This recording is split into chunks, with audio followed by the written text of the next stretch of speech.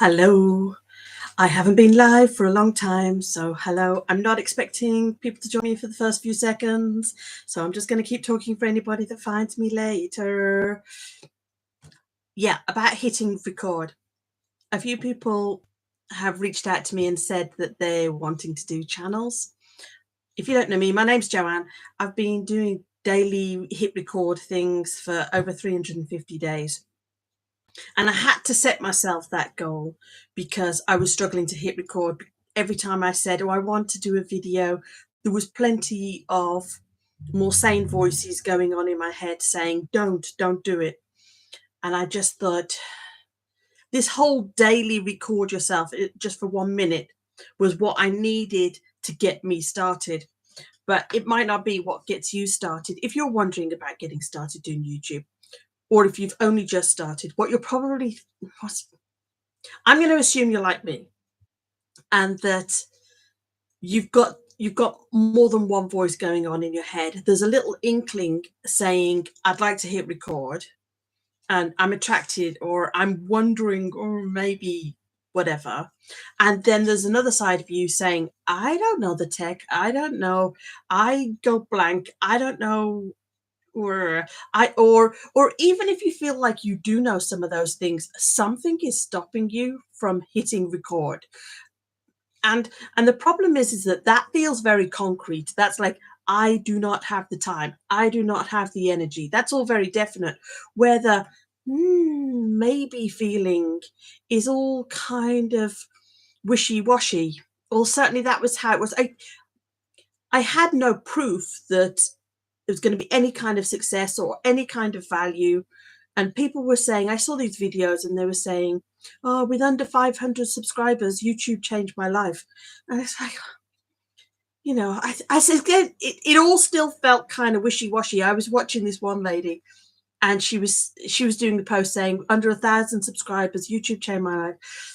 And then she happened to mention that she'd spent over a decade in TV being on camera before. And that's not me. That's not my story. I don't know how that is supposed to relate to me. Of course, you're going to feel more confident being on camera if you've been in front of the camera before. And I thought that that's what I wanted to mention today in this video, in this live. Some of the thoughts and the things that were going on for me before hitting record. So the first thing was, I had hit record before. Now, this is something that I've noticed quite a few channels that I've seen be successful. They kind of sneakily mention later that this is not their first channel. And I think that they should lead with that. I think that that should be known to people a lot more. I did the whole changing the name of the channel, having multiple channels for different types of things. I did all of that, but I wasn't hitting record regularly. But I did a lot of that messing around and trying to listen to advice and different things. And I thought I wanted to talk to you about that, in that doing some sort of audit of what you do have and the bits that are going to be scary going forward, because you're going to be told just hit record. And if you haven't hit record, then that doesn't help you. Maybe you need to be thinking a little bit differently. And it's funny because I've got a new camera set up and it feels completely different. I can feel my stomach churning and going over and totally in my head thinking about speaking to you. So there's always going to be, well, if you experience it the way I do, there's going to be a new situation, and then that's going to make you feel nervous. A new situation.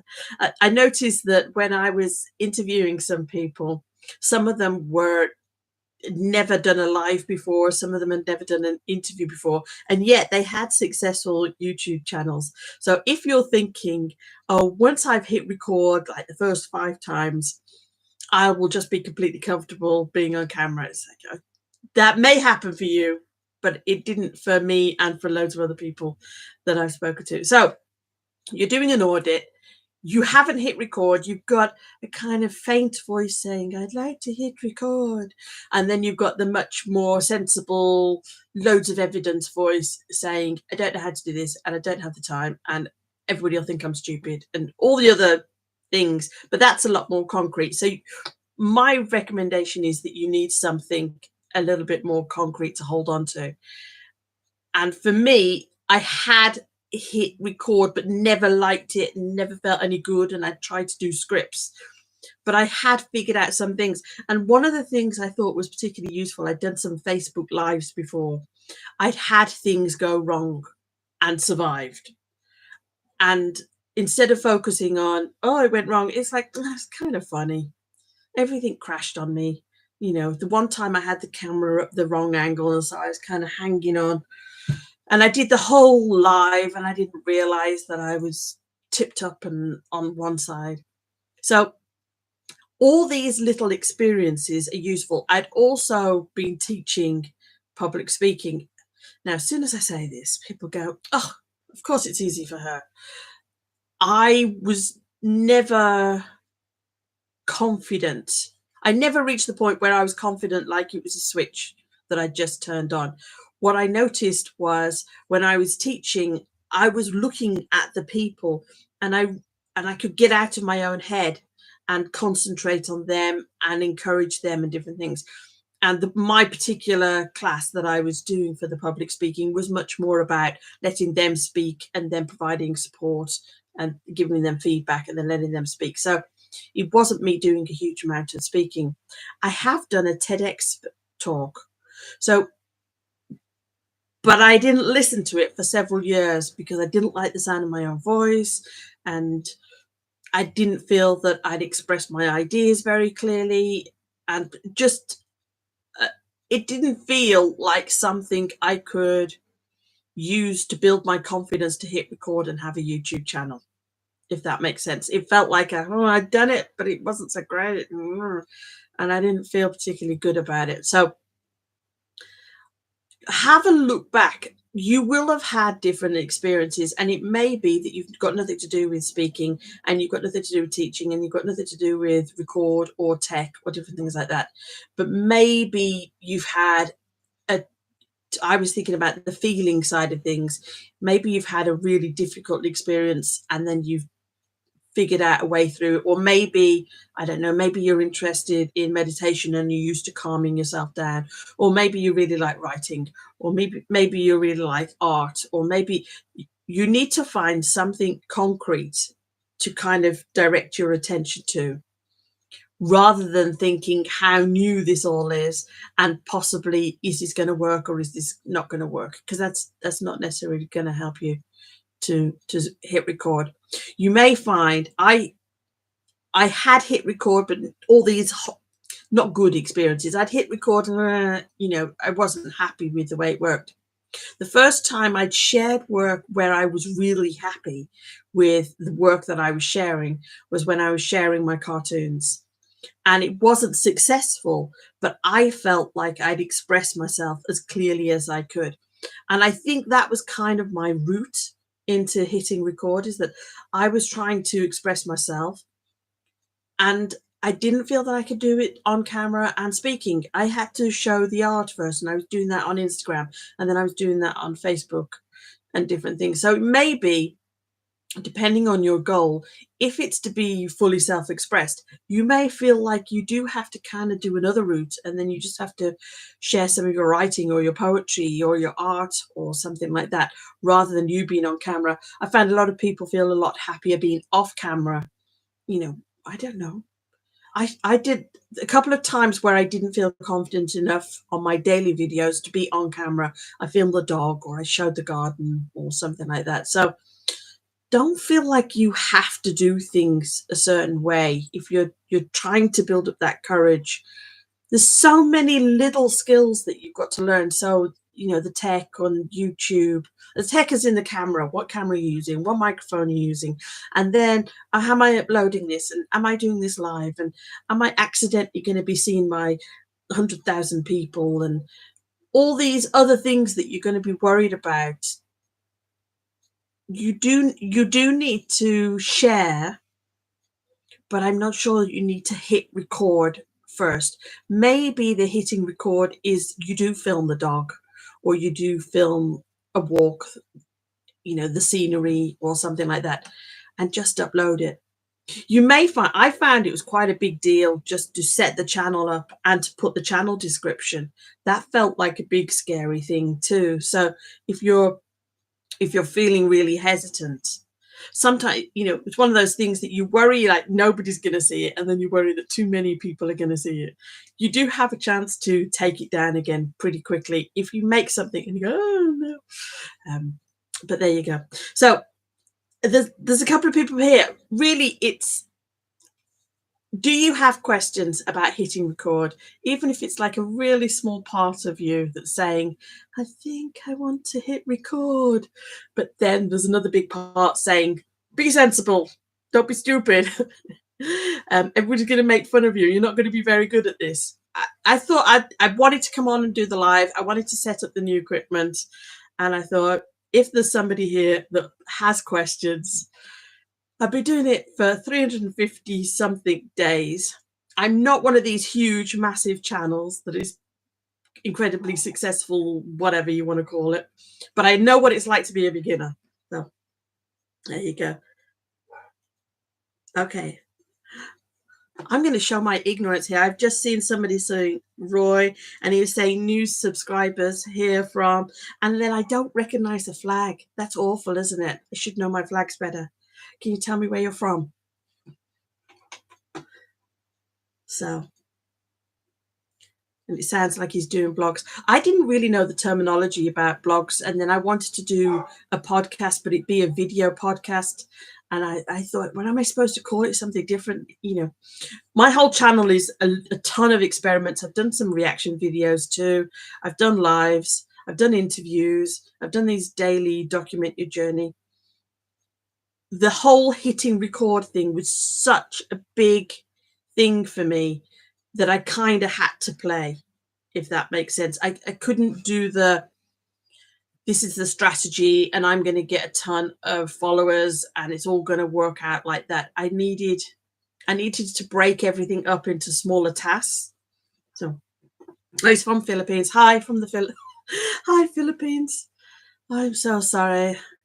I should be ashamed of myself. This is something else that I was going to mention, is that previously when I'd done videos, I'd kind of been taught to be the expert and teaching in those videos, and it never felt comfortable to me. It always felt like I wasn't being completely honest and it wasn't me showing up. So I was encouraged this time around to do the videos and talk about myself and share stories. And I think I did find that really hard. And one of the things I think I've kind of tipped into was maybe sharing maybe too much the things that I found hard and my doubts, all the things that are kind of, you would say, were more negative. Definitely not, the opposite to being an expert. But I think I've got to find a way to have the two work together. I really like that people know that I'm imperfect. I like that because it gives me, it helps relax me for these kind of videos, because sometimes people will put in the comments, your sound is off or something like that. And instead of previously, I'd have been mortified about that. I'd have just thought, I'm so embarrassed. I can't make another video again, ever. But because I've shared with people mistakes and things that, those dual voices in my head saying, no, you're not very good at this, and yes, you want to do it. And because I've opened up about all of those kind of things, it does help ease the stress a little bit. But I can understand why some people want to have a channel where they're just the expert. So I don't know if Roy is still here. Do you want to tell us about your blogs and about your channel? And other people have got questions. If you've got questions about recording or hitting record, or how do you psych yourself up to hit record? It may be that a couple of people here have hit record, but not hitting record as often as they'd like. But I'm also thinking about the people when it's just an idea and you're thinking, this is a crazy idea. Nobody I know does this. So is there anybody here that's thinking, it's crazy? What can I do? And as I say, if you've got any questions or if you've got any ideas or insights that you think you ought to share, all ideas welcome. I don't really think of the channel as being teaching people about YouTube, but I have noticed that there's been a few people that have watched the videos and said to me, I think I want to start a channel. I think I want to start a channel. And I thought maybe having a live is a chance to address this. And if people have got any questions. Do you have any questions? Oh, the other thing I would say is if you have started hitting record and you feel a little bit awkward in terms of it feels more like a performance rather than the real you coming across on camera. One of the things I noticed that helped me is that in my normal everyday life, sometimes I would catch myself, the way I speak to my daughter or the way I was, I don't know, talking to myself, anything. In real life, I would catch myself singing sometimes, or I would catch myself, I don't know, saying something silly. And it's like, I think I needed to make that conscious. I needed to realize, oh, that's what I do normally, naturally. And it may be that I've got to let myself do that on camera. And it may be that I have to do that quite deliberately at first. But it's not a performance as such. It's trying to relax myself and remind myself that this is the real you, this is who you are, and bringing that out on camera.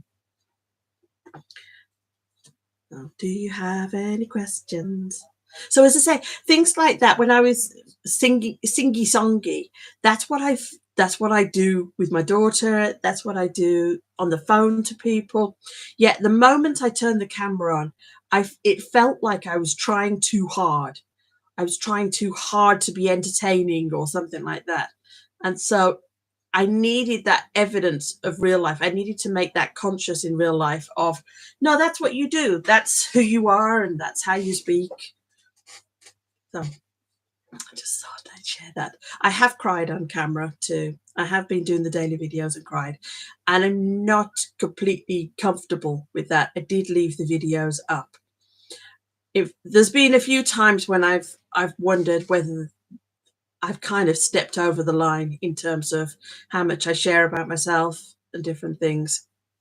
It wasn't really sobby, crying, oh, I'm really sad type of thing. It tended to be I was emotional and I was remembering something and sharing a story, and it made me emotional to share that story.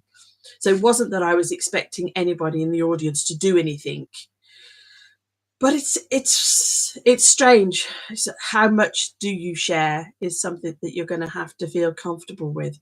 I know for me, like I say, I'd done these videos where I was the expert, and it felt off. It felt really wrong, and it felt like I didn't want to go down that path anymore. And so now I'm kind of, now I've done a lot of these videos where it is me showing up and I'm saying, oh yeah, I've been struggling to do this, or oh yeah, this was really fun, or oh yeah, I was crying about this. Now I feel like it's time to reassess again in terms of the tone and how I come across to people. No. Do you have any questions? Do you have any questions? Because I've got a different setup. My camera is now quite higher than my laptop for reading the comments. And previously it was a lot closer. So it feels very different. Every time I look down at the comments, it feels like I've lost you completely. But it's a good experiment. Have you done lives? That's the question. Have you done the lives? It's strange because when you do the lives, the first time if I click this button, will everybody be able to see me? If I click this button, will everybody, And actually, there's quite a few stages. If you're going live, you click the first going live, and it sets you up on a screen and says, "What's your title?" And then you go next and next. So you will know when you're going live, and there'll be a 3, 2, 1 countdown for when you go live. But I remember the first time, just being so worried the whole time. And I think this is true of Facebook when you're recording, and if you go live there as well, is that you have to press it a couple of times. But obviously, the first time you press it, you're thinking, "Is this now?" And then you on edge of different things, and then you click it again. Oh, okay. I don't think have I done any Instagram lives. I don't think I've done any Instagram lives. What you'll notice is that your expectations of you change depending on whether you're doing a short or whether you're doing a live or an interview. Your expectations of how fast you need to speak, how much you need to get to the point or get to the, get the idea. So, any questions? Let me just think what I can tell you. You're struggling to hit record. Do you have Instagram? Is there anything you could share? Is it that it's your image and your face and the way you look that's making you feel like I can't hit record yet? Or is it the speaking part and your ideas and your voice? Or is it just the tech? You might be super confident about all of those things and feel like you need the tech. To me, I can't imagine that. That's not my story. My story is that kind of all three. I was quite worried about how I appear on camera. I currently have a diagnosis of having a chronic illness, and I knew that I needed to make it as simple as possible to hit record. So it was, okay, I'm not going to be doing loads of makeup. I'm not going to be doing my hair. It's the studio. Over the year, I've made a few changes to the background and to different things like that, but particularly about my own appearance being on camera. That was something that I needed to build my courage about. Yeah, there was a time early on, I'd been ill. I think I hit record and I was still in that expert mode, and I wasn't happy, and I stopped recording. And then I was trying to build up courage again to hit record. And then I became, let's say, part of the illness was that I started to lose quite a lot of hair. And I looked, and there's a couple of times when I thought, this might be my life. This might be the way I look. This might be my health. And if I want to create, I've got to hit record. And I was kind of bullying myself to do that. And then when I didn't even hit record. I just set it up, and I could see myself in the image, and it just broke my heart. I was just like, I can't do this. I can't show up looking this ill because, as I say, my hair falling out. It wasn't cancer or anything. It's the diagnosis is chronic fatigue, but some people lose their hair, and it was really hard. It was really hard. I think, rather than a vanity thing, I didn't want the audience to be looking at me thinking, "Oh, she's really ill," and then be preoccupied with that. I wanted to be talking about other things. Since then, I have spoken about health things, and I've done a couple of interviews and different stuff like that. But yeah, and then that happened for a few months, and I didn't hit record for that. It was a good probably 6 months where I didn't feel like I could hit record because of the way I looked. Fortunately, I was drawing the cartoons and expressing myself and learning different things that way, because the turning the camera on was just too big. It was impossible. Can't be too impossible, can it? It felt impossible. And I think if you're going through a particular stage where something feels impossible, I suppose one of the reasons for me to coming on today is that to have some compassion for yourself. I really hate the whole just record type of thing if you're being given advice. I do think when you can get yourself to hit record, that's when the big progress will come and you'll learn so much. But if that feels too big a step to be taking, then that's completely fine. too. So I couldn't hit record at that point because I was worried about my image, but I was doing the cartoon. So I felt like I was sharing my stories and my inner dialogue, and that felt vulnerable. And I was getting a little bit of feedback from people saying they connected and they resonated to it. So it was useful information. If you can't hit record, see if there's another way you could share writing, or you could share drawing, or share a photo that you've done, just to start opening up a little bit like that. So, and then, hi, is it Kessie? Kessie saying hi to me, hi, and she's paid me a compliment. I'm too embarrassed to read it. Thank you. So I was saying about the way you look, you might be concerned, and the tech, you might be concerned, and then the way you speak. It was all three for me. We've spoken about how I looked. I knew, and I'll just mention a little bit more about the how you look side of things.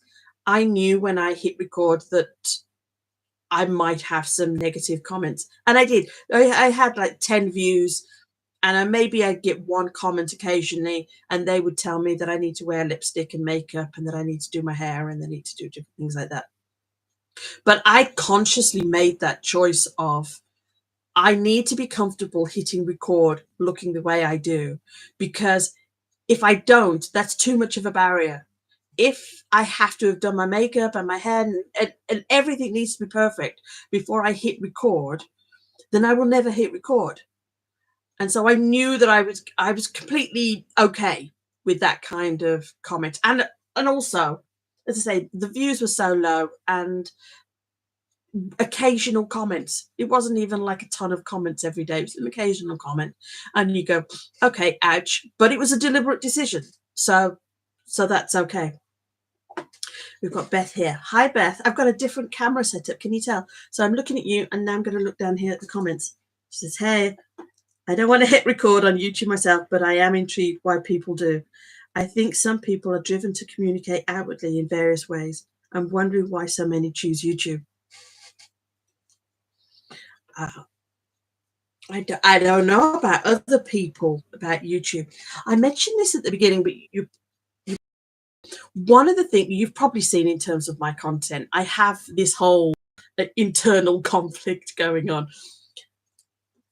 I don't know what it is that is attracting me to create things and share them, because I don't need that in my life, if that makes sense. I don't need to earn money on YouTube, and nobody around me is saying, hey, Joanne, please share your knowledge or anything like that. Or the cartoons. Nobody was saying to me, please, can you draw some cartoons about your inner dialogue? Nobody wants. And in fact, occasionally I get comments, people going, we don't need to know anything about you. We don't need to know. There is something that is attracting me to sharing. And I know for me that there was something that was attracting me. I felt like a barrier was being on video and hitting record. And I'd been on other apps, and I'd done lives, and I built up on this one app. I built up about 10,000 following, and then the app changed its rules and kicked me off in different things. So in terms of choosing my apps, I suppose I didn't choose YouTube first. I did choose somewhere else that I felt, I don't know whether I felt safer or a little bit more hidden. YouTube suddenly felt very public. I also think that YouTube is more set up for beginners too. There's a lot of different videos about how to get started. The problem is it's also really, really scary. I had done some things on Facebook. I'd done some Facebook Lives. I'd had my own page and a group and different things like that. And I think it was all really useful experience. But what you learn with Facebook, for example, is your video comes up and then it disappears, and then it comes up and disappears. Where YouTube, the idea that the video would stay around, and maybe at some point in the future, other people would find it. But I say, I don't. It's really hard to express. I suppose. I wonder whether, I just saw a story today about somebody who's climbed Mount Everest 19 times. And I wonder whether it's something like that, that you get this little idea in your head and you can't stop thinking about it. it's not, you don't know what's going to happen later. You just say, I can't stop thinking about it. I think I want to do this. I have a ton of reasons for saying no. I have a ton of reasons for saying I'm embarrassed. That's my story. You know, if you've seen some of the interviews I've done, some of their stories are completely different. Some of their stories are, yeah, it was easy. I hit record. I did drama at school, you know. So they've got a completely different experience. My experience is it was an idea. It kept niggling at me, and I felt I needed to do it. And considering how much I struggle to hit record, it's an insane idea. There's I can't remember his name. His first name is Nick. Nick. What's his name? Nick. And he did a book about the work you were born to do. Oh, I can't.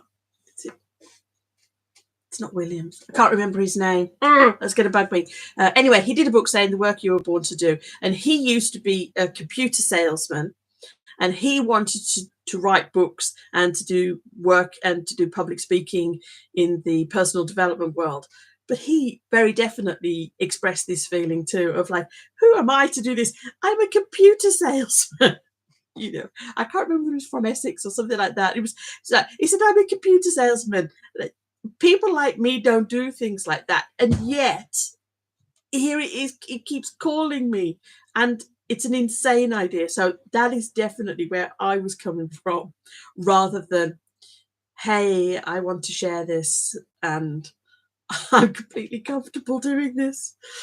So anyway, guess who says, what about tools? Should one wait until he has better tools, camera to start, or can you start with your phone? Nick Williams, thank you. It is Nick Williams, isn't it? Yeah, I've seen. Sorry, did I shout then? I got a bit excited.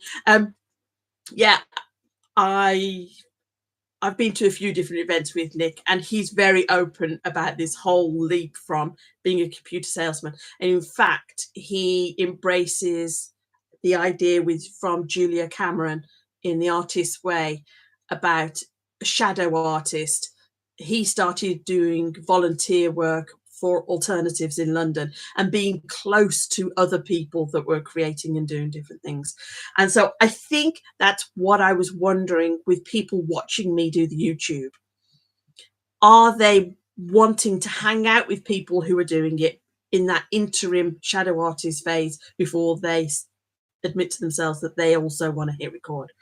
So thank you, Cassie. Thank you for the Nick Williams. Now, about tools. Tools. Should one wait until one has better tools? Camera. I think my personal experience is that it's an excuse, because it would have been an excuse for me, and it was an excuse for me.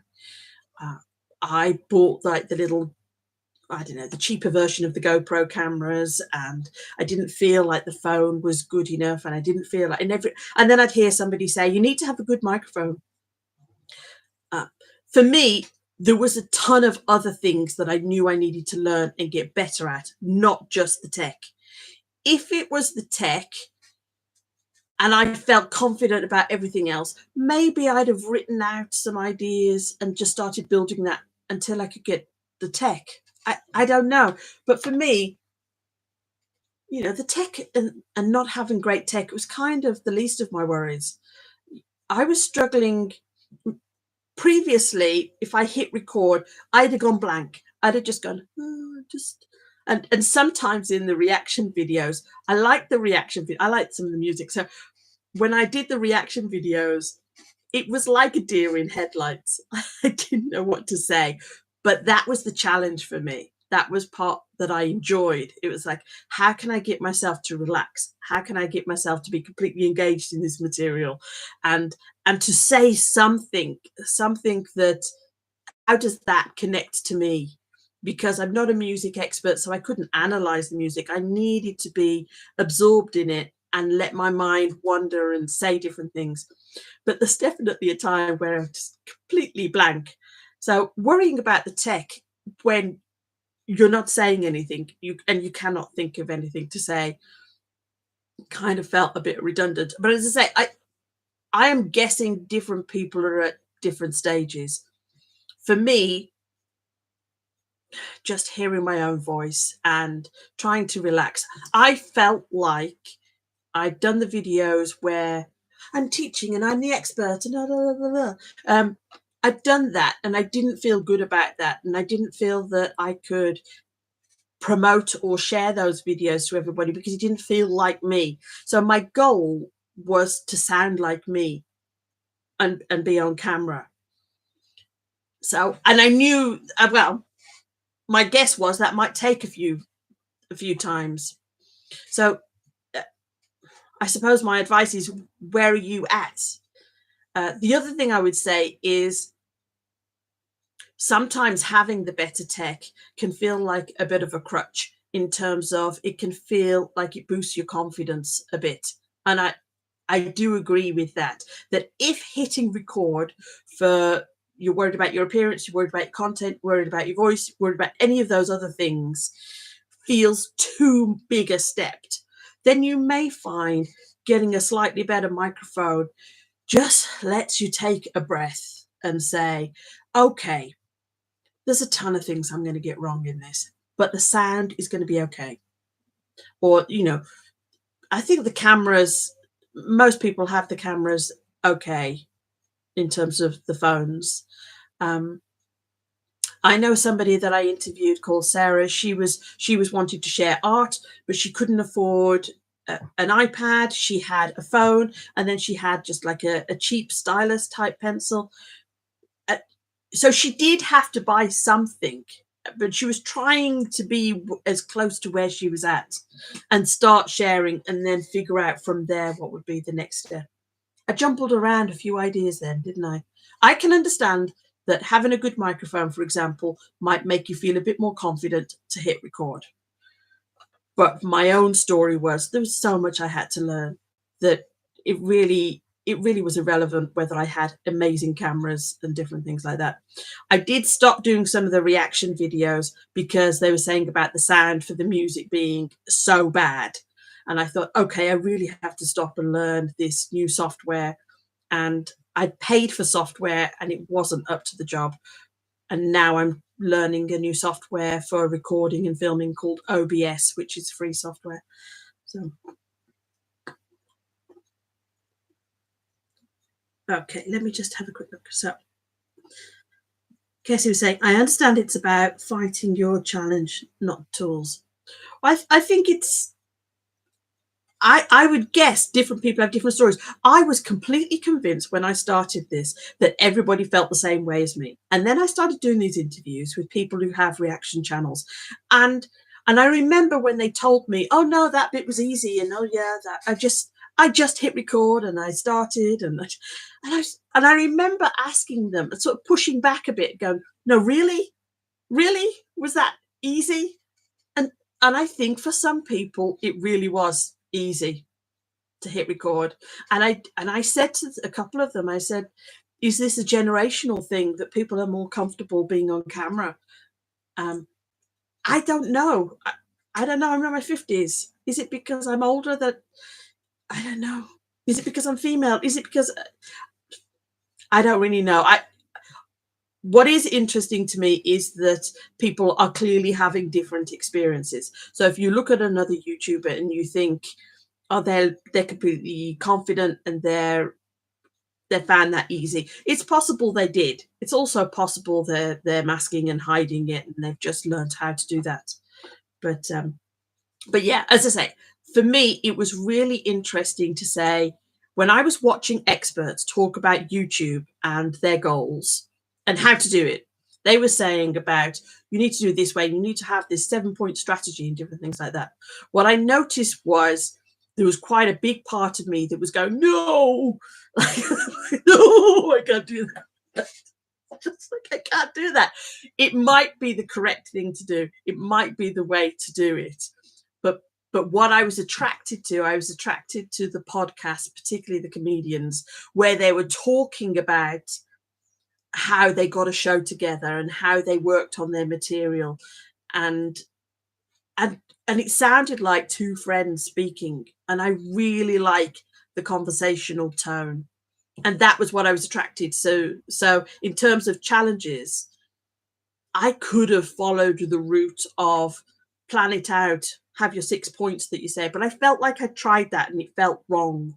And it was a kind of change of direction. So I think what could be really useful is to say, which one of those is my direction? Is it that I want to do the scripted route, or is it that I want to be a bit more ad lib and talk to people? And doing reaction videos is great practice for that. Doing the live is great practice for that. Dear me. Personally, I felt like there was 20 things for me to learn, and tech was one of them. And it's just going to take a little while. And yeah, it's been almost a year. I think Cassie was saying, my goal was to sound like me. And she says, beautiful. I think what's interesting is that I didn't know what me sounded like. Because even in everyday life, if I would get nervous or anxious, I would do, I think they call it fawning, don't they? Is that fawning? That's that fear response where you're sort of agreeing with people and polite, doing that polite laugh and different things. So I think when I start to get anxious or nervous, my voice comes out completely differently, and I also censor myself and say things differently. There's quite a lot of going on. But the goal was to sound like me, and I needed, and that has been part of the journey, that I've had to start noticing, what do I sound like? What do I get excited talking about? Because I kind of lost touch with that by trying to do things the right way all the time. Might well be reaching a certain age. I've heard other women talk about that sense of that they've lost themselves. Beth is saying, I feel strange because the camera's up there and now the comments are down here. It says, I agree about not reading. Not needing to wait until you have a great camera. I've watched quite a few YouTubers who just recorded using their phone for several years and built to a YouTube niche and subs. Yeah, I think although I wanted to sound like me, more important, and what I was able to define better, was that I wanted to meet my people. I wanted to meet people that were okay with where I was at. So which meant in turn that I couldn't pretend I was somebody I was not. If I'd pretended to be the expert, then I'd have met people that wanted to put me in that position. And I wanted to meet people that were okay with me having different problems with the tech, and okay with me figuring this out and saying to you, I'm figuring this out. But as I said, I don't think that's necessarily the right way to build a YouTube channel. It was what felt good to me. And I had other reasons. I mean, Beth was saying earlier about why people are attracted to YouTube. I read a book called Cured, and so I had this diagnosis of having chronic fatigue. And one of the elements in this was saying about some people find that this doctor was doing research, and he was saying how he'd investigated these miraculous cures and what some people had done. And some people had made very big changes in their life and sort of said, I'm not going to follow the rules anymore. I'm going to do exactly what I want to do. And I think that kind of hit me a little bit. I'd already done a lot of time speaking to different doctors and different private doctors and trying different supplements and the diet. I'd already done a lot of that, and I wanted to continue doing those things. But there was an element of, what would I do that I've been scared to do in the past, but now I'm ill, I'll just try it. So that was another part of it. I can't remember why I started that. Why did I start that? I was talking about Cured, talking about Beth's comment about why do YouTube. Oh yeah, so about connecting to people. Part of this was to be able to express yourself and completely change your life. This was mentioned in the book, but it was also saying about social connections. And I'm largely housebound. So I was thinking maybe this would be a good way to have some sort of connections with other people. I thought that would be good too. So It wasn't a completely, I don't know what to say, it wasn't a sensible, pragmatic, strategic decision. I'm going to have a YouTube channel. There was a lot of messiness, and this part of was calling to me as I want to create, I want to share. But then obviously it kind of came with this message from the book Cured, and I thought maybe this is going to help, and also it might help just to have a different focus, because I've been trying so many different things to get well, and at some point, each person to their own, but for me, I felt like I don't want to spend the whole day thinking about how to get well and symptoms. I needed to have a life separate to that. There's still going to be times of my day where I'm reading what doctors are saying, but I really liked the idea from Cured that I wasn't giving up on finding a route to being healthy, that this could possibly be another way, that working with my nervous system and connecting with people and creating different things like that. Cassie says, hey, Joanne, I'm going to work. Thank you for your wisdom. Appreciate it. God bless you. Thank you. Sorry you have to go. Well, great. You've got a job. That's all great. If you do have questions, you've probably gone by now, but if you do have questions about YouTube or hitting record, just let me know. So I'm not sure who's still with me, but if you have any questions or you feel like changing topics, dear me, the different camera setup. So I feel like I've spoken quite a bit about hitting record. I don't want people to beat themselves up and they hear other experts and say, just record and just do this. And then you find yourself another month later and you still haven't done it. That's hard. And I do think there are other paths and ways to sort of calm yourself down and to start getting into it better.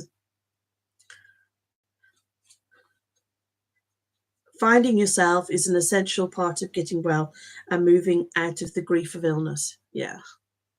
You make me want to cry when you say things like grief. It's tough.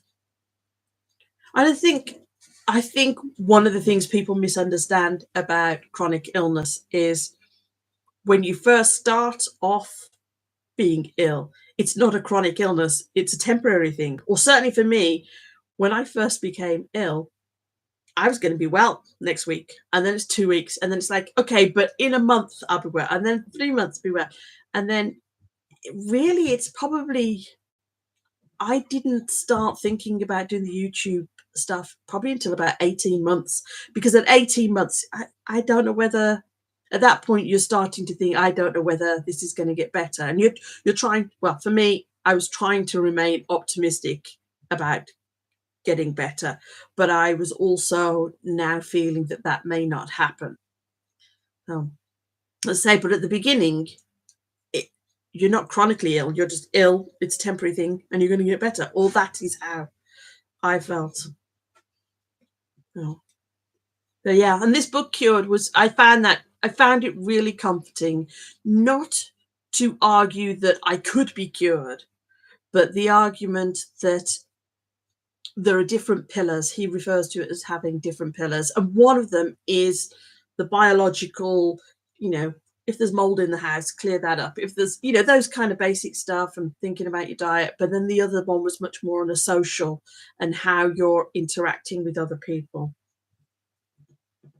I was just thinking of a story. I'm going to digress a little bit. If you have to go, you have to go. I'm so sorry. I'm going to digress a little bit. I was remembering when I had my kind of first serious relationship when I was younger, and he would say he loved me, and I never felt that he loved me. And then I kind of pushed him towards asking to marry me. And I felt like if he asked to marry me, then that would mean he loved me. And it wasn't, and that relationship ended. He never asked me, and that ended. But afterwards, when I was thinking about it, I was thinking, why didn't he was saying he loved me. Why didn't I feel like he loved me? And then I realized that he didn't know me. There was parts of me that I was hiding that I felt was, I wouldn't have said not lovable, but I felt like were things that you just don't share in a relationship. And I think at that point, as I say, he didn't know me. He didn't know some of the darker thoughts and the darker sides of me. But I think also in my mind, what I was pitching is a pendulum that if I try to stop it swinging two-way into the darkness, then I'm actually stopping some of the giddy silliness too, and some of the more fun things. So there's definitely parts of me that I was hiding, but then life happens and you get swept along with all the different things, certainly after becoming a mom. And I think being ill has been a time to say, okay, what is it that I find fun?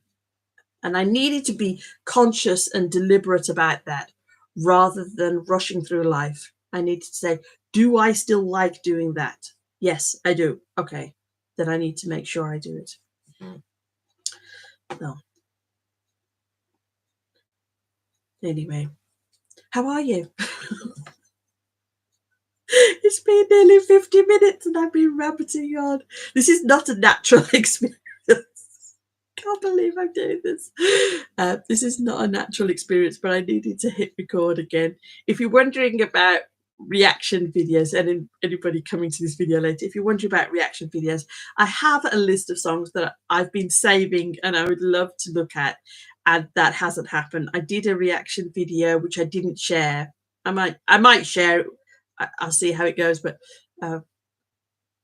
I wasn't able to think of anything to say, and it might be that I didn't connect to the material, but it might also be that I wasn't well enough really to be thinking and to be creating and doing different things like that. So Beth was asking, how long have you been ill? I asked because as someone who's had CFS for over 25 years, I'm long past that stage of thinking it's going away and can now live with it and cope with it. How long have I been ill? A little I did 3.5 years. So I think there was a long time where I was paying for private doctors and all that kind of thing and all the different supplements. And I'm still investigating supplements and I'm still investigating some things. I think what's happened is that I've noticed there are better and worse days. And it's that I'm trying to influence more now. And how can I live a life and do fun things and have a holiday? And how do I need to manage that before? I don't think I've got the pacing thing sorted.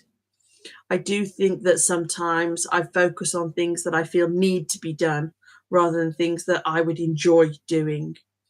So, for example, there may be things that need to be done in the kitchen today. And I thought, no, I'm going to hit record and do something that I find fun and reach out and connect to different people. But yeah, I think, am I still hoping to be well? I think there's still a part of me that is hoping to be well because I'm clearly still interested in other things. People talking about different trials and stuff that's going on. I don't think I've given up on that completely. What I would really like right now is to be better at the pacing, and I also want to be better in terms of the work, because there are some things to do with the work that I can only do at my sharpest, best moment. But there are other things that I could do at other times, and I haven't quite figured that out, if that makes sense. So I find that sometimes I'm bored during the day, but I don't have the sharpness to do the thing that I really want to do. So I'm trying to figure things out. I'm also investigating. I got into minimalism and I'm investigating about designing your environment. So for example, we've got like a conservatory type area and I haven't done any painting for a long time. So I've put the paints in the room and then I put the paper in there and then I've got a table, but I've never actually done the painting. And I probably am well enough to do the painting later in the day, but I haven't done it. And I was thinking, how can I make it just so easy to just slip into doing that. And maybe I need to set something up, or maybe I need to have something that I'm copying for the first image and just have it there ready, and then start doing that kind of thing as well. So yeah, the pacing and differentiating between the different tasks, yeah, to try and avoid some of the boredom. It's different if you're so exhausted and it has to be quiet. I've had times lately over the last week where I couldn't stand any noise or any light. That's, you're just going to have to lie there for that kind of thing. But there's definitely times on an evening where I wonder how much I could do and what would be fun to do. And maybe if I can create an environment that kind of reminds me and encourages me to do that. Have you, I'm going to say 25 years, do you feel like you've mastered the pacing side of things? Are you still having any trouble with boredom and different things? It's crazy. Beth asks, have you tried a pacing watching app? I'm a minimalist, and I can honestly say minimalism in all areas has totally helped me.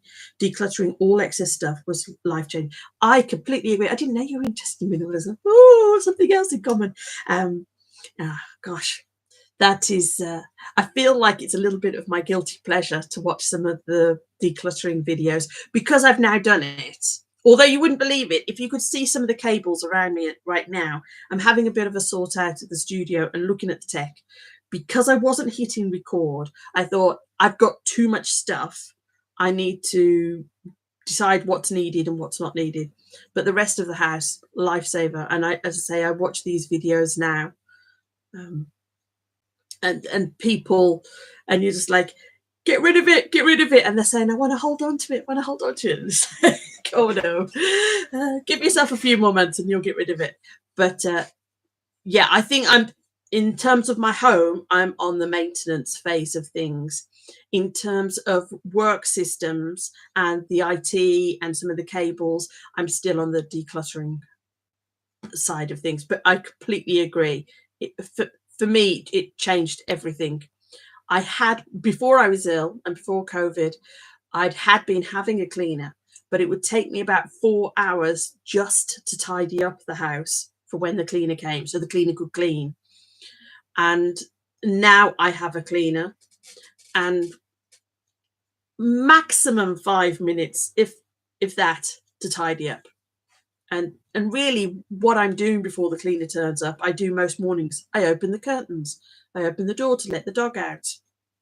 Maybe there's a mug or a cup upstairs that I have to bring downstairs. And maybe the dog's knocked the cushion off the sofa and I put it back on. But there isn't all the other stuff. I'm a big fan of the minimalism, and particularly if you've been ill, big fan of that. But have I tried the pacing watch or app? No. If you've got any recommendations, I'm all ears. I've heard of a few, and I've investigated a few, but never got further than that.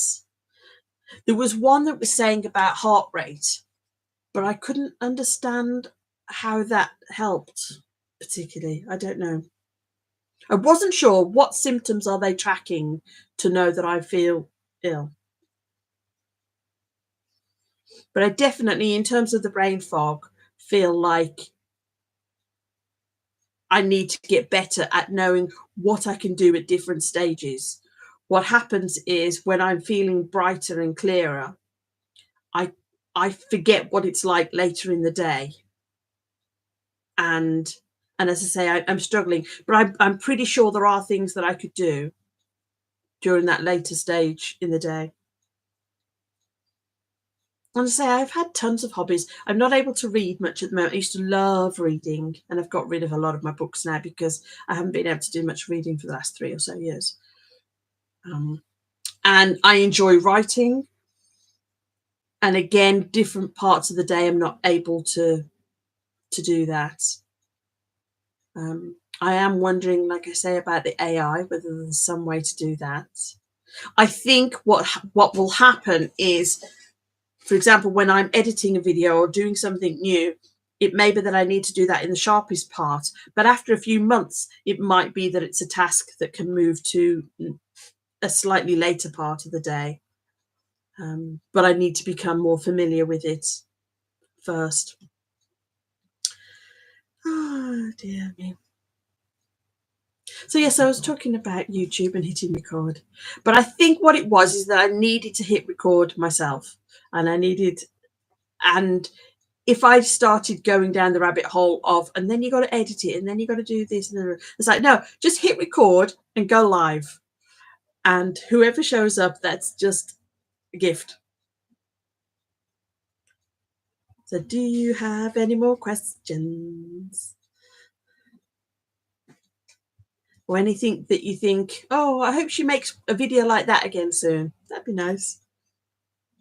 I know that Ren is doing a lot, due to be bringing out more songs. And part of me has that as a bit of a deadline in my head of get the app sorted in terms of the sound.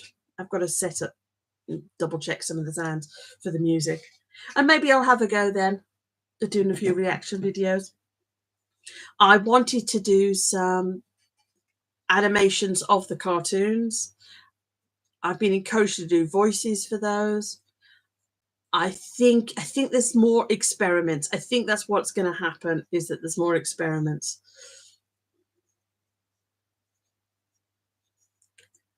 Yeah. So any other final questions? Because it's been an hour. Thank you for joining. I was just looking where the camera used to be, but now you're up there. Thank you for joining me. If you've got any questions, I'm here to chat. Oh dear, let me have a drink.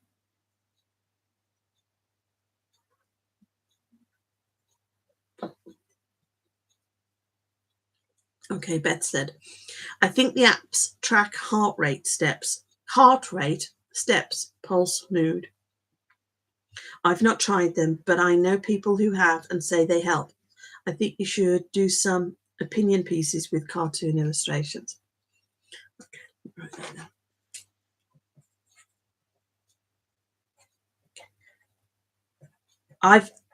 What I've noticed is, because I was thinking I want to film myself with drawing, I've started a lot of drawings but not completed them. So if you look at my iPad, as I say, there's probably about 100 which I've started and not completed. And I thought part of it might have been, again, not feeling very well and not feeling that I can think something through, because what I quite like it when the words almost contradict the image, and to me sometimes that's funny, that's enjoyable. But what I've been focusing on lately is just drawing the person slightly differently and seeing whether that created a particular feeling with me. But as I say, I've got about 100 now, and it's a bit of a risk, because if there's a problem with the iPad, because all the images, when they're only part completed, are still in Procreate and they haven't been saved, it's like, okay, at some point you need to be keeping those. What I think one of the problems is that I don't value, because I draw them so quickly, I don't value it. And it might also be because it's just stopping and taking time to save it. But I think that's something that I'd like to be doing next, is that have it. But again, it's that minimalist thing, isn't it? Have a bit of a tidy up and a clear out and say, okay, let's save these. Beth says, similar to what Anya does, picking a theme and talking through your ideas and opinions on that theme. Yeah. We've got a couple of ideas. Anya, Bells, me and Mamie have been in a WhatsApp group, and we're chatting through different ideas. It's been amazing to talk to other people that are in a similar mindset and want to create, and don't necessarily want to follow the 7 strategy formula, success, whatever. What we want to do is express ourselves. So it's been really good. And Anya is definitely an ideas person too. So she's come up with a couple of ideas, and we're seeing how we can coordinate and do things at the same time. She gave me the challenge of talking about misunderstandings. I was supposed to do a 30-day. I think I did 25 or 26. And then last Friday, I thought, I'm out. I want to complete the challenge, but I felt so ill that I couldn't do anymore. And I thought, okay, maybe this week I can be finishing them off.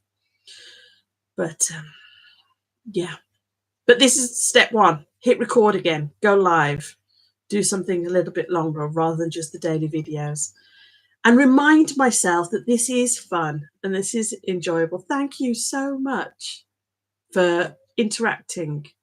You know that I love your comments anyway, because I've cried when I've read them before. But thank you so much for interacting and encouraging me and throwing ideas out. Yeah, I think I needed this today. I needed to go live, and I really appreciate that you showed up. So, thanking you kindly. I think I shall end the stream. Oh, let's just quick. And Betha says, you're all a great group of people. I can see the cross-fertilization amongst you. I think you've grown so much since chatting to them. Yeah. But this is exactly what I said to you about maybe part of what my next stage is, if I'm thinking about health stuff, is to be connecting, having friends, creating and doing things that are fun. So it's more than, for me, it's much more than, can I have a successful YouTube channel? It's about, as I say, it is about that connecting and creating and figuring things out about myself too. So I'm glad that you can spot it, that it's been fun. So more. Mañana más. Take care. Thank you for doing your comments. Bye.